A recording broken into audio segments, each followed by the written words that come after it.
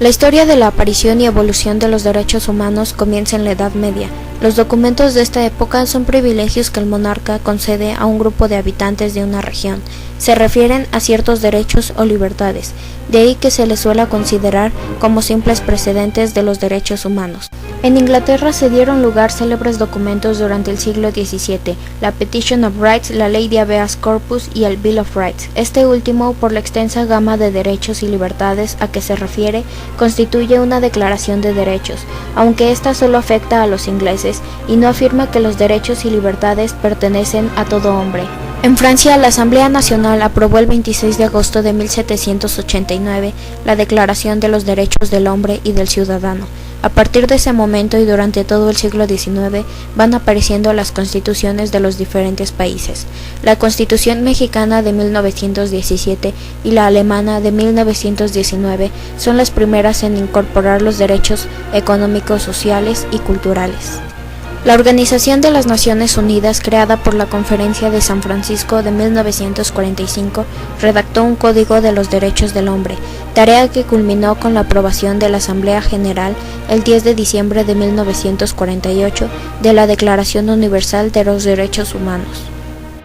Los derechos humanos son valores esencialmente unidos a las personas, es decir, que forman parte de su esencia, son inherentes a ello y que, por ello, han de ser respetados si no queremos degradarle de su condición humana. Estos derechos no hacen distinción alguna de nacionalidad, lugar de residencia, sexo, origen nacional o étnico, color, religión, lengua o cualquier otra condición.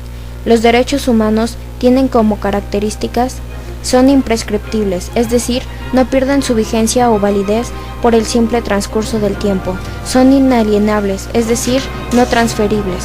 Son irrenunciables, de modo que no podemos desprendernos de ellos. Son universales en el sentido de que son poseídos por todos los hombres, con lo que se da una estricta igualdad jurídica básica entre todos los seres humanos. Los derechos humanos no deben suprimirse salvo en determinadas situaciones. Existen diversas maneras de clasificar los derechos humanos tomando diferentes puntos de enfoque, por ejemplo, las características de los derechos o un enfoque basado en la jerarquía. La clasificación más conocida de los derechos humanos es aquella que distingue las llamadas tres generaciones, propuesta por René Cassin, y el criterio en que se fundamenta es un enfoque periódico. Primera generación, los derechos civiles y políticos. Surgen con la Revolución Francesa como rebelión contra el absolutismo del monarca. Imponen al Estado respetar siempre los derechos fundamentales del humano, como la vida, la libertad y la igualdad. Son los derechos más antiguos en su desarrollo normativo. Segunda generación, derechos económicos, sociales y culturales. La constituyen los derechos de tipo colectivo, los derechos sociales, económicos y culturales. Surgen como resultado de la Revolución Industrial. En México, la Constitución de 1917 incluyó los derechos sociales por primera vez en el mundo. Constituyen una obligación de hacer del Estado y son de satisfacción progresiva de acuerdo a las posibilidades económicas del mismo. Son legítimas aspiraciones de la sociedad. Como ejemplo tenemos el derecho a un salario justo, libertad de asociación y derecho a tomar parte libremente en la vida cultural. Tercera generación, solidaridad. Se forma por los llamados derechos de los pueblos o de solidaridad. Surgen en nuestro tiempo como respuesta a la necesidad de cooperación entre naciones, así como de distintos grupos que las integran. Los derechos de los pueblos y comunidades indígenas trata de los derechos que, en México, están consagrados en la Constitución para proteger a los pueblos originarios del país. El Día de Muertos forma parte tanto de los derechos culturales, pues es una tradición cultural histórica, viva y compartida por toda la nación, pero al mismo tiempo debe de ser defendida como un derecho propio de los pueblos y comunidades indígenas, pues es una tradición que se inserta en las raíces de la fundación de nuestro país. La UNESCO, Organización de las Naciones Unidas para la Educación, la Ciencia y la Cultura, declaró en 2003 a la festividad indígena del Día de Muertos obra maestra del patrimonio cultural de la humanidad.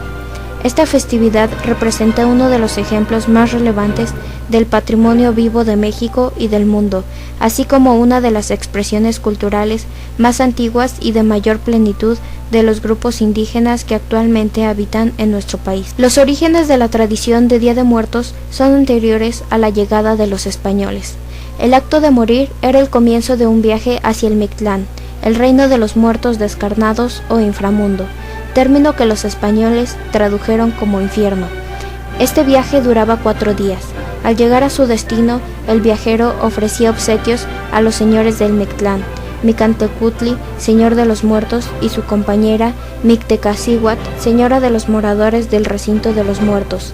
Estos lo enviaban a una de las 9 regiones, donde el muerto permanecía un periodo de prueba de 4 años antes de continuar su vida en el Mictlán, y así llegar hasta el último piso, que era el lugar de su eterno reposo, denominado Obsidiana de los Muertos.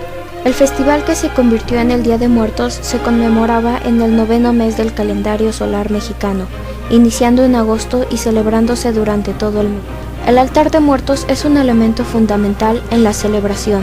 Se tiene la creencia de que el espíritu de sus difuntos regresa del mundo de los muertos para convivir con la familia ese día. En el primer escalón va colocada la imagen del santo del cual se sea devoto. El segundo se destina a las ánimas del purgatorio. Es útil porque por medio de él el alma del difunto obtiene el permiso para salir de ese lugar en caso de encontrarse ahí. En el tercer escalón se coloca la sal, que simboliza la purificación del espíritu para los niños del purgatorio. En el cuarto, el personaje principal es el pan de muerto, que se ofrece como alimento a las ánimas que por ahí transitan. En el quinto se coloca alimento y frutas preferidas del difunto. En el sexto se ponen fotografías de las personas fallecidas y a las cuales se recuerda por medio del altar.